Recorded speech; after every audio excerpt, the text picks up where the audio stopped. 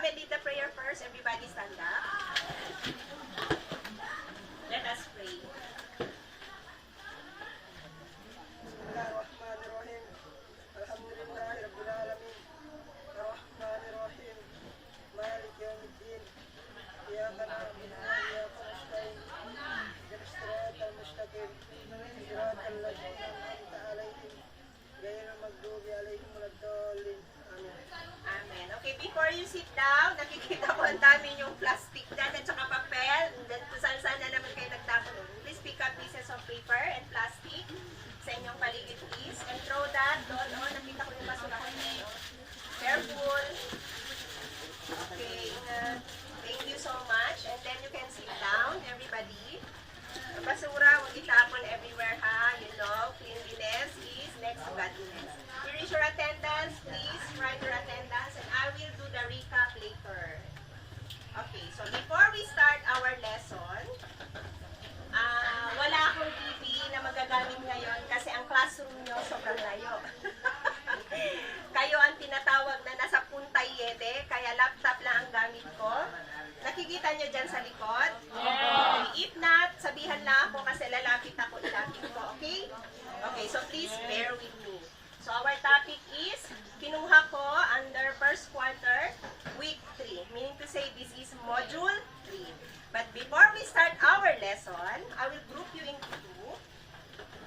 So, this is group 1 and this is group 2. We are having our spelling. Okay. Here is the chalk. Group 1, group 2.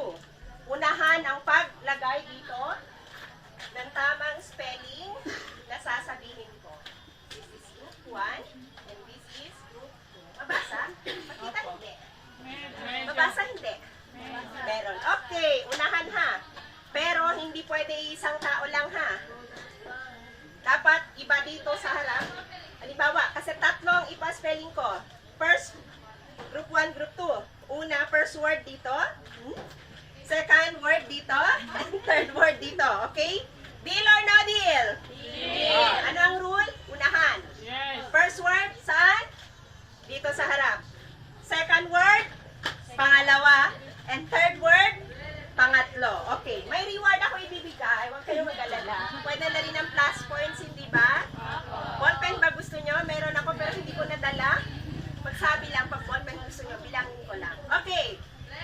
Okay. Word number 1. Ingat. Huwag magtakbuhan. Ingat-ingat lang para walang masaktan. Okay. Word number 1 is cultural. Go! Cultural. Cultural.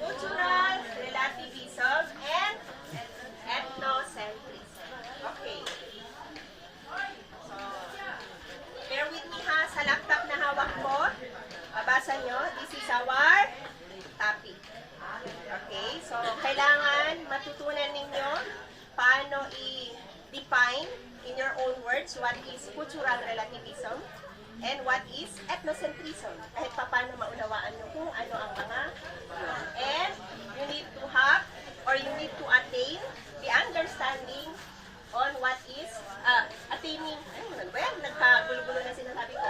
The importance of cultural relativism in attaining cultural understanding. O, yun talaga ang main topic. Okay, so, picture analysis. Andito siya.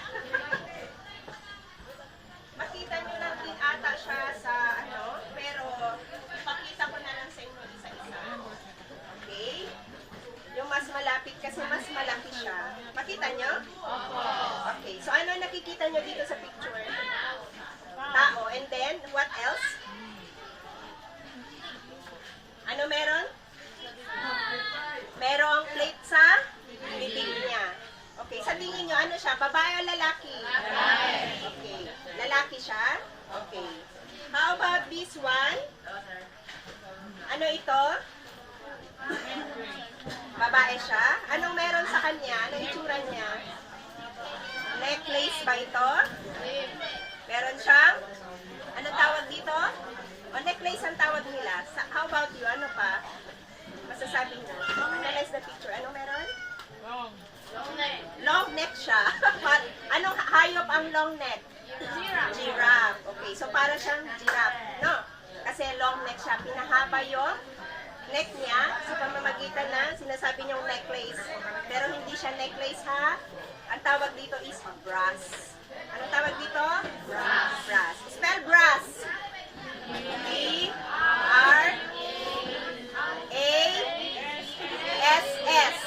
Ano ang brass? B-R-A-S-S. Yung brass na yon made of iron siya. Na nilagay dito. Yun ang ibig sabihin ng brass. Naintindihan nyo? Hindi brush na B-R-U-S-H ha? B-R-A-S-S. Very good. How about this one? Ano nakikita nyo sa picture? Tao din. And then? Yes. No, parang binubuli yung lalaki ba to? Sabihin nyo? Bata. Bata ang ano? Babae lalaki? Oh, anong kulay niya? Oh, maitim siya or black kasi? Paano nyo nalaman? Base sa itsura niya. Kasi yung buhok niya is kulot. Tapos, yung mga nasa likod niya, anong lahi nila sa tingin niyo? Mga American na puti.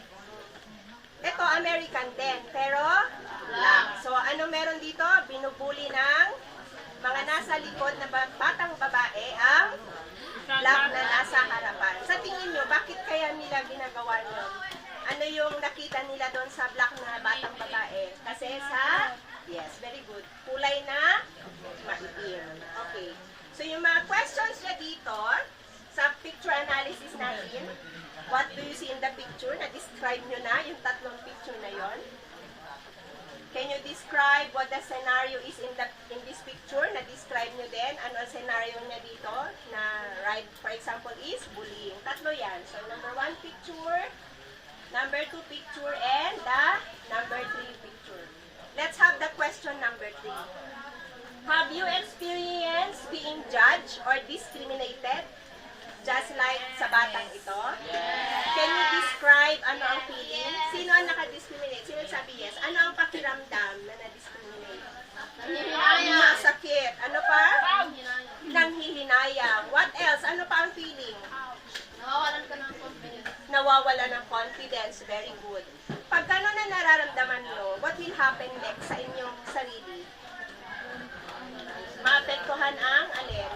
Very good. Maapektuhan ang inyong pag-aaral. Kasi yung iba na nabubuli, example, kagaya nito, o nade-discriminate, ayaw nang pumasok sa school. Kaya na, apektuhan ng pag-aaral. This is one of the reason na kailangan nating pag-aralan ito, mga ganitong klase ng topic, so that kayo, bilang mga kabataan, magkaroon din ng mindset o magbago yung mindset o nararamdaman ng puso sa ating kapwa.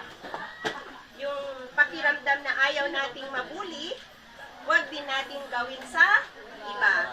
Yung gusto natin irerespeto tayo, kailangan matuto din tayong respeto sa iba. Nagets nyo?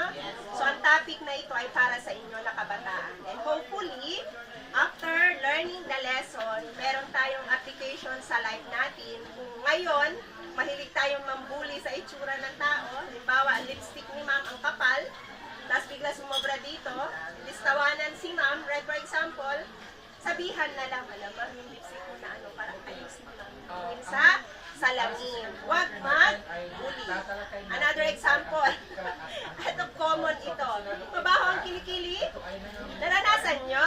ay O, pag friendship nyo yung isang tao, huwag nyo siyang i-chismis sa iba. Anong gawin nyo? Sabihin sa kanya, kasi friend nyo friend. Kailangan mo magtawas kasi nangangamoy yung kilig. Meron pa one time, halimbawa ito, muta. Naranasan nyo? Pag maganyan si ma'am o sa harapan, pati kayo magganon din kasi pili nyo may muta kayo, huwag pagtawanan. Sabihin na may muta siya. Nagets nyo? Para ang tao na yun, hindi ibig sabihin na binubuli natin yun. But we are helping the person, especially para sa kanyang personal development or personal hygiene, mga ganon. Maganda yun o hindi? Yes, is maganda. So, next, I will show you video or audio presentation. But my problem here now, kasi kinoconnect ko ang speaker dito sa akong laptop, ayaw niya. Pero let me show you pa din, and I hope kahit pa paano may maintindihan kayo dito sa video. All about ilan sa inyo ay Our maaaring topic. karanasan ng naturang pangyayari. Subalit, paano ka nagpag-shine dahil sa dapat alam niyo na pag nandito tayo sa isla, ang hirap-hirap. Kaugnay sa hakbang na Okay. gagawin mo.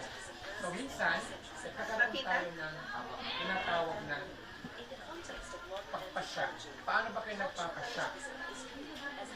So, yung pag nagpasya tayo, nagkakaroon din yan siya ng connection sa komunikasyon. Paano pa natin pinagpapasyahan kung ano man yung gagawin natin sa buhay. Dapat pag-isipan ng mabuti. Bago tayo magpasya, pag-isipan natin ng mabuti. Kasi kapag andoon ka na, kapag pasya mo na agad-agad, hindi mo na siya pwede sabihin, hindi ka ayaw mo na. Kasi andoon na. Kasi kapag nagpasya ka, kailangan isipin natin ng milyong pagpasya bago natin gawin ang isang bagay. So, katulad din yan ng pag-aasawa. Diba? Kapag nagpasya ka na gusto mo na mag-asawa na hindi mo inisip ang kapakanan ng sarili mo at sarili ng kung sino man yung asawahin mo ay walang mangyayari. So, yung pag-aasawa, class, dapat isipin natin. Hindi siya parang kanin na isusubo nyo kung kayo napasok ay pwede niyong iluwa. Diba kapag kain tayo ng kanin, napasok tayo, iluwa natin. So kapag nag-asawa na kayo, andyan na yung realidad, so hindi nyo na pwede sabihin, ayaw ko na. Kasi andyan na. Dapat gawin nyo na yung kung ano ang nararapat. So mayroon na kayong responsibilidad. So tatalakayan dyan sa etika at komunikasyon. So dadako na tayo sa pinagmulan ng etika. Personal na etika. Ito ay mula sa pamilya. So paano nyo pinapalagahan ang inyong personal na etika? So yung ating pag-uugali, ang pag-uugali ng bawat individual ay nagmula ito sa personal na etika kung saan napapaligiran tayo ng ating pamilya sa bahay. So kapag yung attitude mo ay nagkakaiba doon sa attitude ng iba, so may ibig sabihin, yung pinagmulan mo ng pamilya ay walang pakialam sa'yo. So paano ba kayo pinapalaki o paano tayo pinapalaki ng ating mga magulang? So kailangan, pag naging magulang na kayo in the future, kailangan turuan ang inyong mga anak. So I hope kahit konti, meron kayong idea doon sa ating video presentation kung ano ang ibig sabihin ng cultural relativism and what is ethnocentrism. Okay. Magkapareho ba ang cultural relativism at ethnocentrism? They are entirely opposite from each other. Now we will discuss at alamin natin what is cultural relativism muna. Okay, lapit ako dito. Ikaw ang napili ko. Basa, bebe. What is cultural relativism? Stand up. Cultural relativism is a principle that an individual's Kung person, saan ka beliefs, nagmula. and So, unahin mo natin ang pamilya. activities Tapos pangalawa, be kultura. understood by others in terms of that Sa personal na individual's etika own. na nagmula sa Meron kang idea at kaya mo bang i-explain anong ibig sabihin niya? Yung iyong nabasa, okay? Can anybody help? Naintindihan nyo kaya? Or kaya nyong i-explain in your own words So, anong ibig personal na sabihin etika nito? natin yan. Hi pa, So, kaya? pag sinabing personal na etika, ito ay In your own napapagbilan words, tayo or anong pagkakaintindi mo, sa ibig pamilya, sabihin ng sinabi sa niya, kultura, nung at nabasa? pananampalataya. So, yung Stand up, natin, please. halimbawa, Louder, yung pamilya please. natin, So yung individual tayo persons ay, really o cannot yakan really tayo, face sabihin na natin. kailangan na So, yung maintindihan pamilya niya ay nabibilang sa kulturang yakan. So, ano ba yung mga kultura na pinasanayan na ng yakan or ng mga tausog? So, yung kahit natausog ka or yakan ka, Very meron well pa rin said. So, similarity correct ang at kanyang kultura. definition kung anong ibig sabihin ng cultural relativism. So, ano ibig sabihin nun? Sa cultural relativism, example, ang sabi niya, kung ano yung kultura ko, ano yung belief ko, dapat yung iba nauunawaan yun kung ano at sino ako. At hindi ako dapat i-discriminate at hindi ako i-judge. And vice versa. Nagets nyo? So halimbawa kayo, meron sa atin magsalita, hindi maganda ang way ng pagsalita kasi minsan mag-twist-twist ang dila. Check. Tama ba na pagtawanan natin siya? Hindi. Opo, talaga.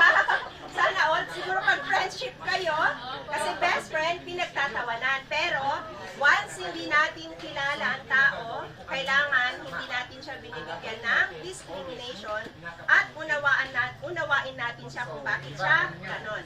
Another example, religion related. Si ma'am, I'm not a Muslim. And all of you here, you are a Muslim. Hindi sila nagsasama Naintindihan nyo? Pero, So, si ma'am kasi Christian ako, are you going to look down on me and will not understand my belief? pero maganda yun. How will you treat me? Paano nyo ako itrato? Sila pa yung nagpapakita. Kasi Christian ako and then all of you are Muslim. Kasi, kapag halimbawa, Will you discriminate me? naniniwala Will you hate me because I'm a Christian and you're a Muslim? Hindi na kayo makikinig sa akin pag magturo ako. Ay, Christian yan si ma'am, hindi tayo maniwala at makinig sa kanya. Ganon ba? How is it? Paano yung gagawin nyo? Magdadakat. Yes, tayo. I want to hear your opinion. Louder. Hindi man kayo mag-haji dahil mahirap. Just go with the flow. Another answer, meron pa kayong any ideas na pwedeng sabihin? I'm your teacher, you're the student. How will you treat me? Na iba ako sa kultura and belief na meron kayo. Yes? Louder, I like that word. Sige nga, louder, bebe. Very good. To show respect. Palakpakan nga natin, my dear. At least you know what is the topic at paano ito makakatulong sa atin. Likewise, ako, hindi ibig sabihin na teacher ako, tapos Christian ako, and then Muslim kayo lahat. Pag magtuturo ako dito sa harapan, if you are not listening, sisigaw-sigawan ko na kayo, and then mura-murahin ko kayo kung hindi kayo makinig. Still, vice versa, if you show respect sa akin because I'm a Christian and I'm your teacher, I will do the same with you. Kahit na magkaiba tayo ng kultura at saka belief at society kung saan tayo nakatira. Maliwanag hindi. Yun ang ibig sabihin ng cultural relativism. Ano ang respeto sa word na yakan? Maganda. Adat? O yan, mag-adat tayo sa isa't isa. Ano yung sa yakan? Yung pananampala natin ay Sa yakan, yakan word. paano naman natin pinapakita? Mag-adat kita. Kitabi. Mag-adat kitabi. Very good. How about sa sinama? Paano sabihin yon? Tayo ng leader kung saan yung leader The same lang? Mag-adat kitabi. Sa Tausog, ano, Adat kita. ama at mag-adat kita. O, diba? Even in different kinds of languages, sinama, yakan, Tagalog, and English, very important na we will remember to, in English, respect each other. No matter what culture, society, or belief we have. Palakpakan nga ulit. I appreciate how you understand the lesson. Okay, next. Another. Basa dito sa kabila. Bebe, stand up. Basa. Gusto niya sabay-sabay? Mabasa niyo? Okay, 1, 2, 3, go. It was established and accepted in anthropological research by Franz Boas in the first few years of the century and So, nabanggit niya dito bawas. Meaning to say, ito yung nagpakilala sa lahat ng tao kung ano ang ibig sabihin ng cultural relativism. Parang siyang founder. And then, pinakilala niya during the time, 20th century, and then naipasa niya sa kanya mga estudyante. Tapos yung mga estudyante na niya ang nagtuturo sa ibang tao. At ngayon, pati kayo natuturuan na kung ano ang ibig sabihin ng cultural relativism. Another, sabay-sabay uli magbasa kasi nakakapagod pag si Ma'am magbasa. Anyway, ang kagandahan, you know how to read. 1, 2, 3, go! It refers to not judging the culture to our own standards of what is right or wrong, strange or normal. Instead, we should try to understand cultural practices of other groups in its own cultural context. In other words, right and wrong are cultural specifics. What is considered moral in others is respected may be considered immoral in others. And since no universal standards of morality exist, no one has the right to judge another society's morality. At ang iba nawala na sa pagbabasa. Napagod magbasa o nang hindi na nakayanan magbasa. Anyway, important thing is marunong kayong magbasa. Naintindihan nyo ba na basa nyo? Sino may kaya mag-explain? Medyo. Sino may kaya mag-explain sa nabasa? Ano daw ang ibig sabihin ng cultural relativism? Example, it refers to not judging a culture to our own standards of what is right and wrong. Anong ibig sabihin nun? Anong ibig sabihin nun? Kulto na daw yun. Namatay na. Yun yung sabi.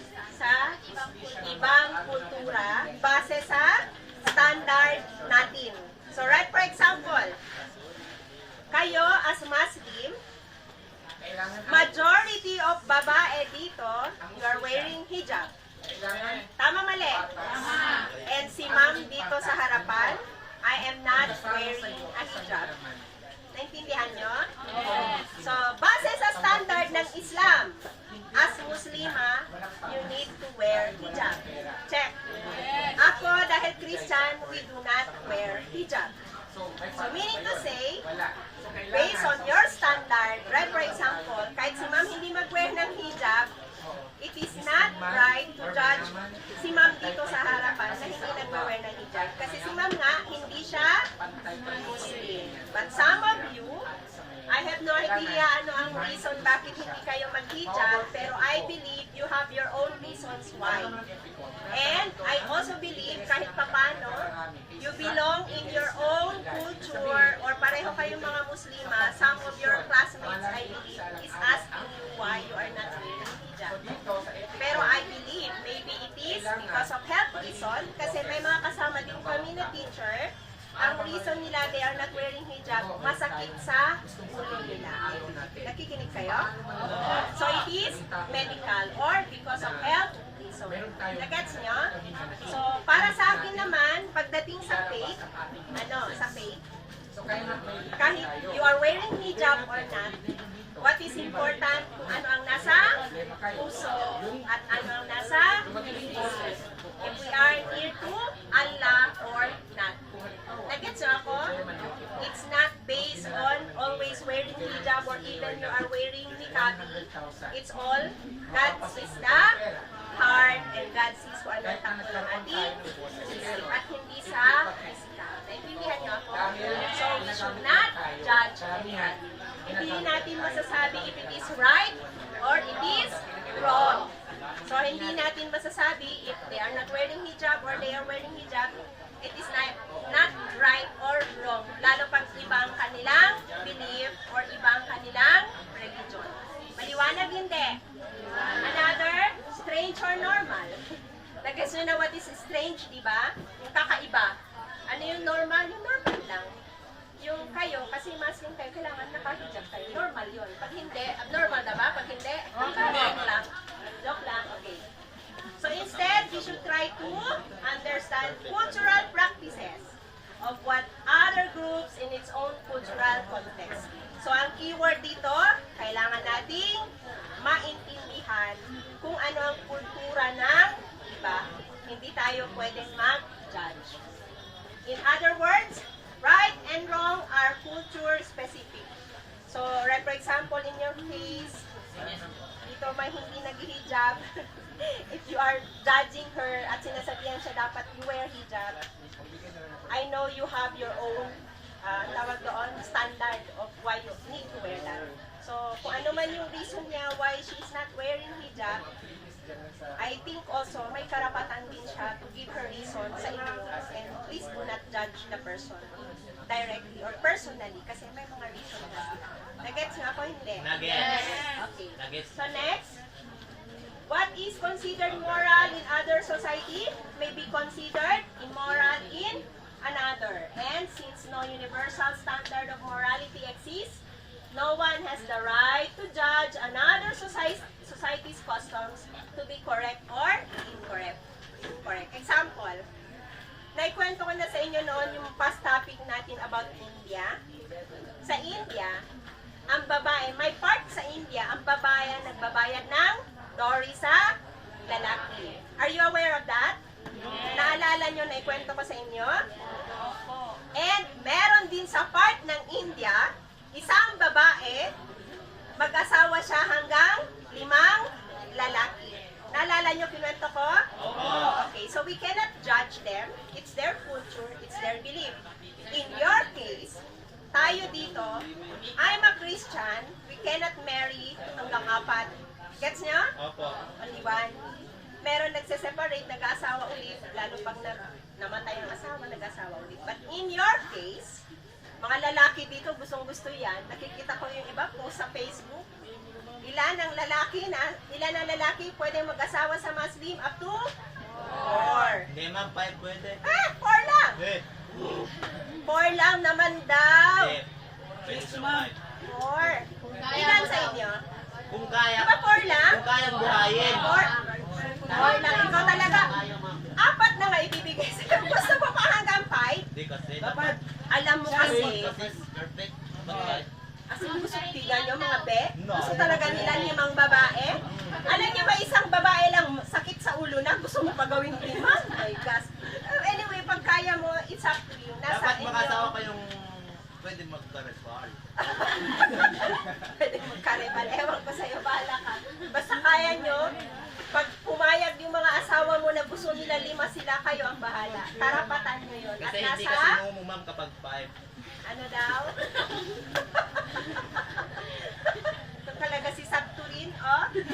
Okay, bahala ka. Pag saan ka masaya ko, basta hindi mo sasaktan yung mga magiging asawa mo na 5. Pantay-pantay silang 5, walang problema. Gusto ko isa lang.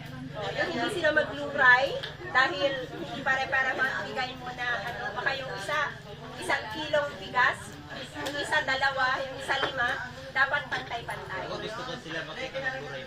Ay nako, sakto rin ha, ikaw talaga. Bad yan, hindi yan maganda. Hindi yan joke ha. Mamaya may nagkakagusto sa'yo dito, ayaw ka na asawahin. Okay, next. Let's go to ethnocentrism. Okay, everybody read. 1, 2, 3, go.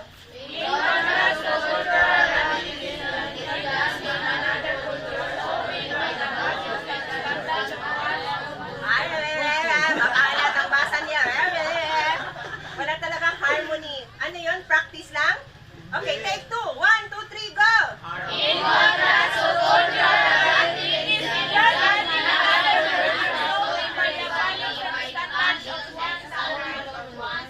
Okay, so sa ethnocentrism, Parang kung gaano kaganda ang cultural relativism, baliktad sa ethnocentrism. Example nito ako. Are you listening? Yes. Nag-iisa ako na halimbawa American ako. Matangos inong ko, maputi ako. Imagine nyo na lang. Matangkad ako, maputi, sexy, maganda. Imagine mo na lang Sabturin. Huwag ka na kumontra. And then, pag may makikita ako kagaya sa picture na ito, kagaya dito, anong tingin ko sa kanya? Mababang uri ng lahi. Kasi ang standard ng lahi ko, ang nakikita kong superior compare sa lahi nila. Yon ang ibig sabihin ng ethnocentrism. So sa atin, ito itinuturo sa atin na huwag tayong maging ethnocentric. Anong gagawin natin? Matuto tayong rumespeto at magkaroon ng pangunawa sa ibang tao, kultura, sa lahi, sa society nila, sa belief, in even their religion, kahit sa itsura. Maliwanag? Do not be an ethnocentric. Another, according to William G. Sumner, ethnocentrism is defined as the technical name for the view of things in which one's own group is the center of everything and all others are scaled and rated with reference to it. So, sila ang sentro, sila ang superior, sila ang pinaka-the best, and ang ibang lahi hindi. So, we all know naman, no, hindi naman sa sinisiraan natin ng ibang lahi, kagaya ng mga American, pero karamihan sa kanila, ethnocentric. Diba? Inaaway nila ang mga Asian. Go back to Asia. Inaaway nila mga Chinese, Filipino, tapos kahit yung mga Black American, dinediscriminate nila. Ito ang example. Kasi para sa kanila, ang lahi nila ang pinaka-superior sa lahat at standard sa lahat. Nagets nyo? Pero sana magbago sila. Hindi ganon ang gagawin nila. Kaya meron mga napapansin tayo, bata pa lang, racist na. Ang tingin sa ibang lahi mababa. Kasi natutunan sa kanilang mga magulang na racist din. Okay, next. He further characterized it as often leading to pride. Alam niyo anong pride? Yung bang kayo ng jowa nyo, nag-away kayo, ayaw nyo magbati sa isa't isa? Pride ang tawag doon. Kainin ng pride. Okay? Next, vanity. Ano yung vanity? Yung always sa sarili, nagpapaganda, superior, yung always hindi ka makalabas ng bahay na hindi ka naka-makeup. That is vanity. Beliefs of one's own group's superiority and contempt of outsiders. Ayaw tanggapin ang nasa labas. Gusto nila sila lang ang nandoon at sila lang ang superior. That is ethnocentrism. Another, ethnocentric individuals born into a particular culture that grow up absorbing the values and behavior of the culture will develop a worldview that considers their culture to be norm. So, ibig sabihin, kagaya na example ko sa inyo kanina, bata pa lang, nagiging racist na sila kasi yung namanan nila kung ano yung mga itinuro sa kanila ng kanilang mga magulang at nakikita na rin nila ang kanilang lahi as standard and superior than the rest of the lahi na meron sa labas. They judge other group or culture especially with concern to language, behavior, custom, religion, and etc. Nakakapanood naman kayo ng mga videos sa Facebook, hindi ba, and YouTube? May mga ibang lahi, kagaya nito mga pictures na ito. Diba? Ganito ang mga itsura nila. Kasi this is according to their belief, their customs, their behavior, at yung kanilang religion. Kaya ganito sila. So let us explain ano ang mga yan. I have that here. So the pictures, ito na yon, tatlo. Briefly describe the cultures that exist and are practiced and honored by some groups of people, respectively. It couldn't be denied that the world suffers from cultural differences due to a lack of acceptance. Lack of acceptance. Hindi natin tanggap ang mga tao na yun. Leading to discrimination. Ano yung discrimination? Yung mababa ang tingin natin sa iba. And racism. Yung ayaw natin tanggapin ang lahi ng iba. That greatly affects the well-being of an individual. Kagaya na example na binigay kanina ni Shodin, pag nade-discriminate tayo, ano daw yon? Sabi din ni kanina, bumababa ang ating self-confidence. Sana wag mangyari sa atin yun. And we will learn how to accept yung kultura, the society, the belief, and the norms ng iba. At wag natin gawing standard yung ating mga lahi. We need to respect each other. So ito na yon. So ito, yung malaki ang bibig. Okay, so yung cultural relativism leads to the view that no culture is superior to another culture in terms of systems of morality, beliefs, values,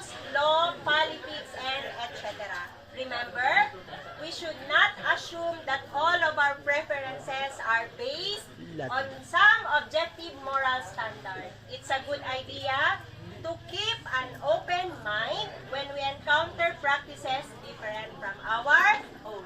What is the keyword here? Ano ang keyword? Pag ginagamit natin ang cultural relativism. Let us respect, very good, respect each other. Accept and understand others, culture, behavior, morals, and everything. Tama, mali? Tama. Okay, thank you so much. Palakpakan nga. I hope you learned an activity. Group 1 and Group 2. Piliin ang pinakamagagaling sumagot. I will provide you with Manila paper Dito kero pa. and pilot pen. Okay? And habang kayo ay sumasagot, you can share your ideas sa kanila. Okay? Let me have the roll call. Answer what is on the board for your activity. Read the direction carefully. Attendance. Ilan ang lalaki? 1, 4. Hindi babae.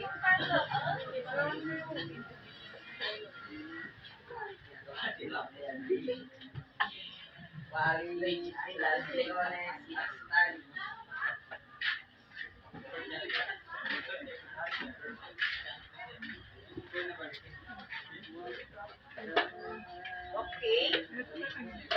Gusto ko mag-mathematics dito sa harapan. Sino dyan may kaya mag-math? Sakto rin. Kaya niya mag-math ka. Correct, perfect. Okay, dito. Dapat perfect. Meron tayong, nabilang ko 26 na babae. At meron tayong 8 na lalaki. Ilan lahat?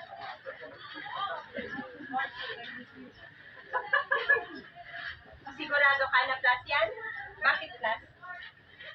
Kasi? Iyaat. O sige na po. Kasi iyaat. Tama. Ilan lahat?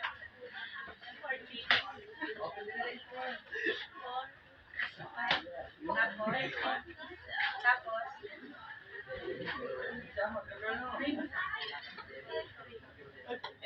Okay. So, 34 kayong lahat. Sit down. May I call another? Kasi, on present ngayon is only 34. Ang pagkakaalam ko, lahat kayo total is 48. Ang nasa listahan ko, 48 at total. Tama? O, sino dito para alamin ilan ang absent? Babae naman. Sino kaya? Babae. Be! Sumayra! Anong gagawin? Paano malaman ilan ang absent natin ngayong araw na ito? Alam ko, total kayo is 48. Anong gawin mo? Okay.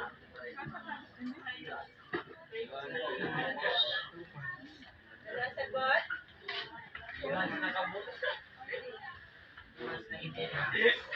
Are you sure? Minus ito. 8 minus 4 is equals to yes. And very good. So, ilan ang total absent? 48. Dami sila. Nasaan kaya sila? Baka meron pang election fever. Okay. Thank you so much for the multiplication and subtraction dito. Are you done answering? Sino tapos na? If you are done, please come on stage at dito sa harapan and present your work. Are you done?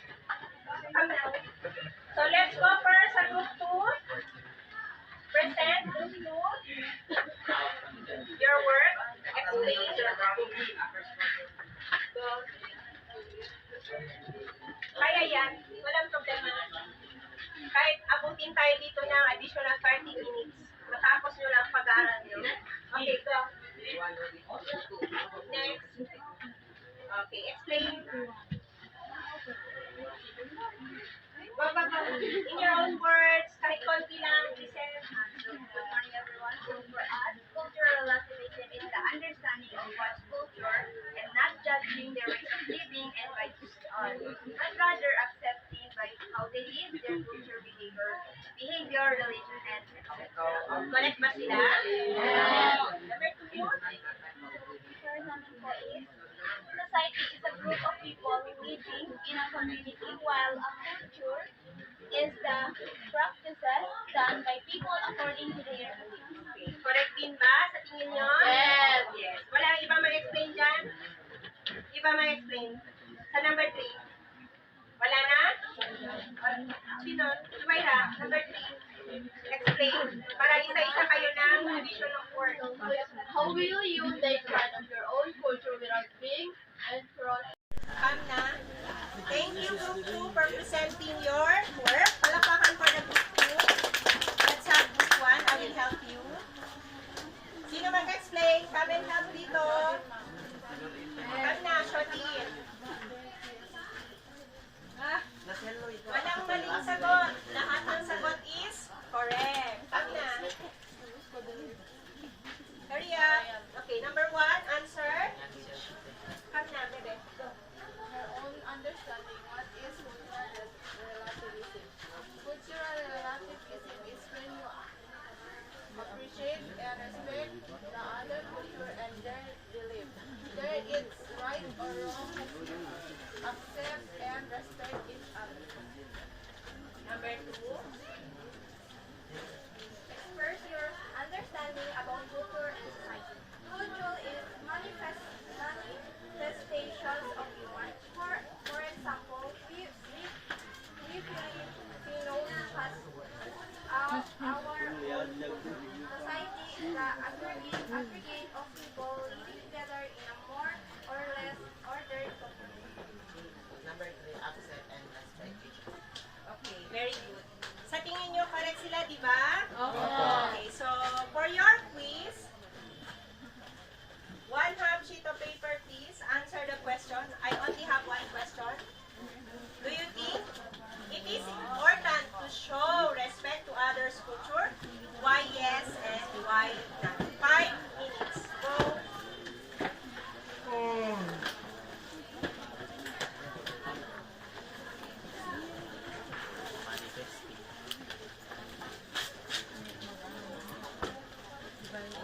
And for your assignment, this is your assignment.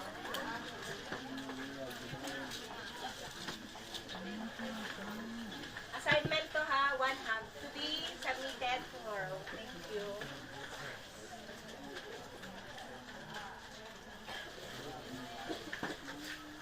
Five minutes, answer the question. There is no wrong answer. Your opinion is very important.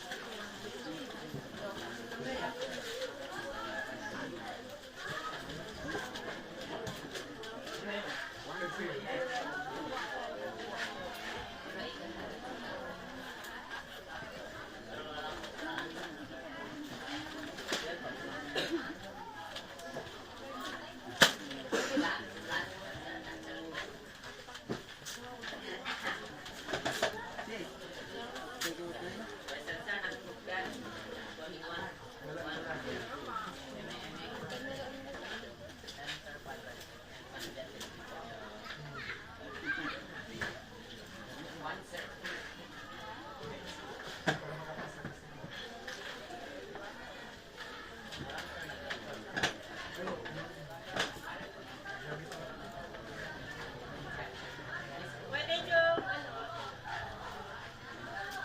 pwede nyo sagutin ng yakan. Pwede nyo sagutin ng yakan, ng Tagalog, na sinama ng tausog. Basta lagyan nyo translation, ha? Get it. Ma'am. Ha? Get it. Anong pera ko ang nakuya ang mag-get it? Na nag-eren. Sagot na sagot. You only have 5 minutes to answer.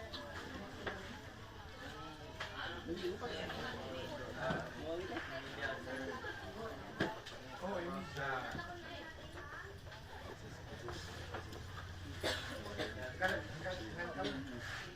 Okay? So, may love letter si Kanin. Hindi siya makapasok kasi may asthma daw siya at Ulan nila, ma'am. Let us excuse her. Kung hindi siya makatake quiz ngayon, pwede siya sabihan na puntahan ako para bigyan ko siya ng special. Okay, thank you.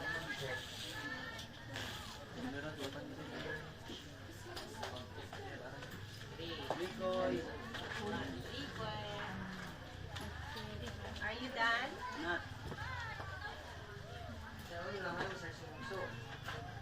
If you are done, in passing the paper, galing dito, papunta dito sa harap ha.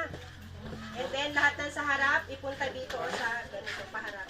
So that the collection of the paper will be organized.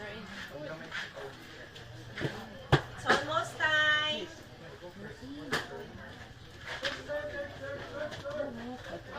In your own words na naman yan, hindi yan mahirap sagutin. Nahirapan kayo? Walang maling sagot sa essay. Opinion nyo, sasabihin nyo dyan. Matik yan, may 10 points kayo. Importante, marunong sumagot sa tanong. Huwag lang hindi sinagot ang tanong ha. Baka yan ang tanong ko, iba ang sinagot nyo. Gusto ko po mag-asawa ng 5. Sagutin ang tanong ha. Huwag maglagay ng iba dyan. Yes, ma'am. Yes. Yes, ma'am. Kasi pag iba ang sagot sa tanong, paano mabigyan ng puntos? Mali ang sagot.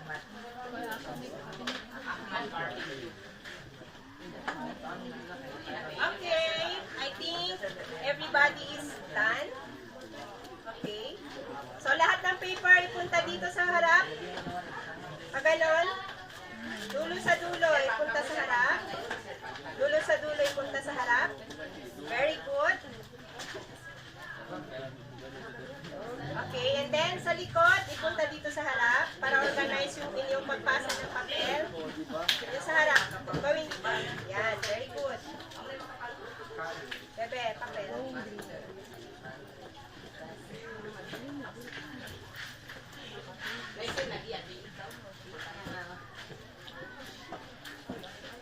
Yung iba kawawa naman, walang 1/2 sheet of paper. Naubos na mga notebook nyo dyan sa paglagay nyo ng sagot sa notebook. And yung dito sa harap. So I will check these individually, hindi na dito, kasi essay ito. Ako na nakakaalam kung ano yung magiging score ninyo. Okay, lastly, gusto ko makarinig ng isang sagot dito at isang sagot dito kung paano kayo magbigay ng respeto sa kapwa ninyo. Yun lang ang tanong. Sino pwede sumagot sa part dito? Paano natin i-apply ang respeto sa iba? Anong gagawin natin? Yes? How do we show respect? Go ba? Anybody? I-accept, ma'am, yung paniniwala nila. Very good. To accept their belief. Palakpakan nyo sila. How about here sa group 2? How will you show respect sa ibang tao? Anybody? Sige, bebe. Wala? Well, dami-dami nyo hindi makasagot kahit isa. Walang natutunan? Goes up to rin. Nakatayo ka. Ano yun? Anybody? Alright, opinion na. Louder. Ready na? Okay. You will not judge them. Paano ba mag-judge? Yung kilay, hindi pareho. Yung ilong, malaki ang butas, ganun ang judging ha. Yung kulay ng balat, itim, ganun ang judging. Discrimination yon at bullying. Intindihan nyo? Opo, ma'am. Accept them and do not judge. Okay, I hope you have learned something. Thank you so much for your cooperation. See you again next time. Palakpakan